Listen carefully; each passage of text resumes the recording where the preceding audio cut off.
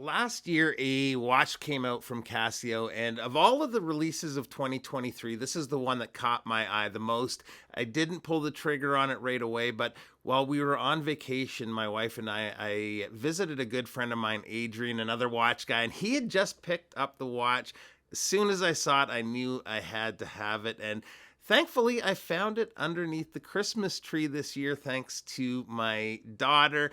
The watch is the Casio A1100D. It's a little funky, it's a little quirky, but that's why I love it. So let's get to it and take a look at the watch.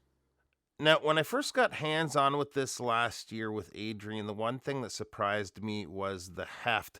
It's not super heavy, but the case is fully stainless steel, so it definitely feels more substantial than a lot of Casio digitals. The watch is a reissue of the 52QS-14B, with the biggest difference being this is a solid stainless steel case versus the original that was plastic with a steel face. These are currently available in three colors. There's this watch, which is my favorite of the three.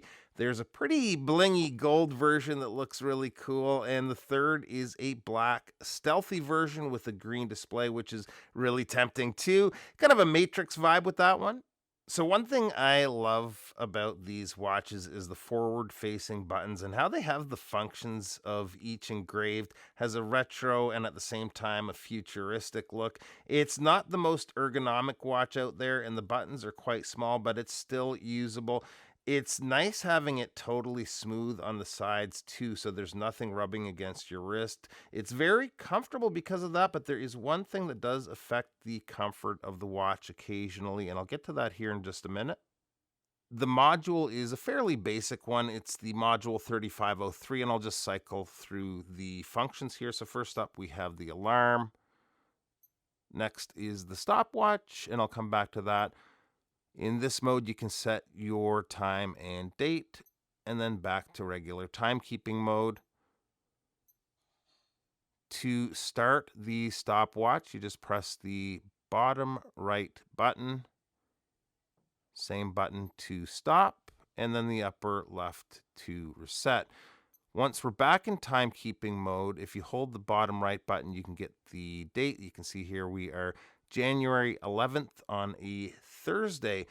On the display, they have it printed for you, the month, date, day, the hour, minute, seconds, and on the bottom, minute, seconds, and 1/10 of a second for the stopwatch. I like that little touch of gold there on the hour, minutes, and seconds, and also the water resist symbol on the upper right. So, speaking of water resistance, they don't associate a specific number to that, like, say, a G Shock or some other watches, even other Casios having 200 meters of water resistance or 20 bars. Way back, I found a really cool chart on the Casio site, and I'm sure a lot of you have seen this, but I'll pop it up on screen here, and it shows what the watch is capable of depending on the water resistance. So, this one is good for hand washing and a bit of rain. It's just a little PSA if you happen to be new to Casio watches or thinking of picking one up. As far as getting the time, the display is very easy to read. They're not throwing a whole lot of information at you. It's not cluttered at all, and the numbers are a decent size, so legibility is pretty good. Same goes for in low light with the press of the upper right button. That's going to light up the amber LED backlight. Only lasts a second or two, but it gives you enough time to read that display. The bracelet is one part of the watch I have a bit of a love-hate relationship with. It looks awesome and has a really fluid feel to it. It's usually pretty comfortable, but every once in a while it can be a bit of a hair puller just to remind you that you're wearing it. The links are folded links, so it's pretty jingly jangly. The clasp is stamped steel. This is kind of the type of level of bracelet I would expect for a watch like this, though. We do have three micro adjusts. There's only three there, but the links are short, so you should be able to get a good fit. Size on the watch comes in at a case width of 34.8 millimeters. The lug to lug is 40.2 millimeters.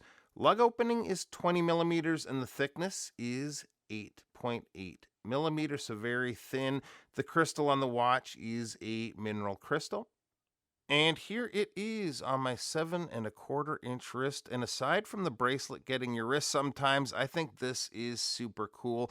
It's one of those watches that isn't the best on paper, but something about it just works for me and I love it. The one thing that isn't so cool about this watch though is the price. It's a little steep at 135 USD, but there's deals to be had on these. They were recently on sale for 40% off here in Canada directly on the G-Shock site, so I would definitely wait for a sale on one. So that's the Casio A1100D. What do you think? I've bought a few Casios last year, and not including G-Shock, I think this is my favorite release of 2023. I'd love to hear what your favorite Casio release of the year was in the comments below. If you're new to the channel, lots more watch videos coming soon. If you haven't subscribed so you don't miss them, appreciate you taking a few minutes to stop by, and we'll see you real soon. Bye-bye.